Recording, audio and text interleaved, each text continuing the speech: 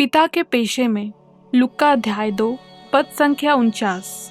उसने उनसे कहा, तुम मुझे क्यों ढूंढते थे? क्या नहीं जानते थे कि मुझे अपने पिता के भवन में होना अवश्य है? हर एक पिता की इच्छा होती है कि बेटा उसके काम को संभाले और आगे बढ़ाए, चाहे पिता कोई व्यवसायी, डॉक्टर या चर्च का पास्टर ही क्यों ना हो। यीशु के संसारिक माता पिता जब यीशु को ढूंढते हुए यरूशलेम वापस गए और यीशु को मंदिर में उपदेशकों के साथ बात करते सुना तो वे चकित हुए। आरंभ से ही यीशु मसीह को अपना मिशन एवं कार्य अच्छी तरह से मालूम था और वह उनके पिता की इच्छा को पूरा करना चाहते थे। जिस कार्य के लिए पिता ने उसे भेजा था उसको वह पूरा करे।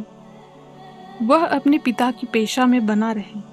वह अपने मिशन के प्रति समर्पित थे। यीशु ने कहा, मैं अपनी इच्छा नहीं परंतु अपने भेजने वाले की इच्छा चाहता हूँ। यूहन्ना अध्याय 5 पद संख्या 30।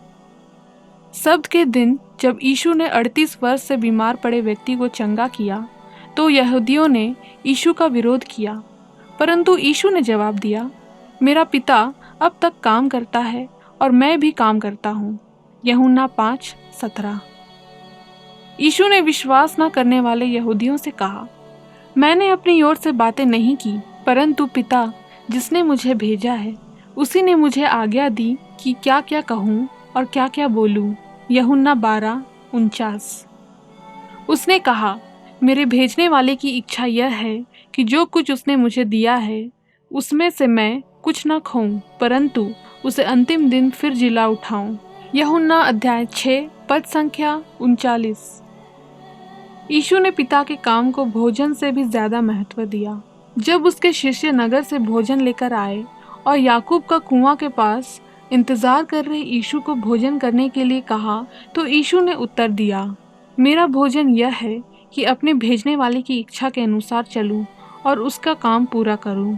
यूहन्ना अध्याय 4 पद संख्या 34। यीशु ने अपना बलिदान देकर आपको और मुझे उद्धार दिया है, हमारे पापों को क्षमा किया है और अपना संतान बनाया है। उसने पिता परमेश्वर के साथ हमारा मेल कराया है।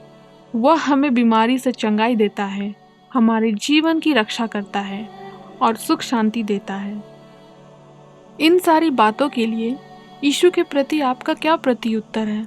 क्या उसकी इच्छा को जानने और मानने का प्रयास करते हैं? पिता परमेश्वर के संतान होने के कारण क्या आप पिता परमेश्वर के कार्य में लगे हुए हैं? आइए प्रार्थना करें।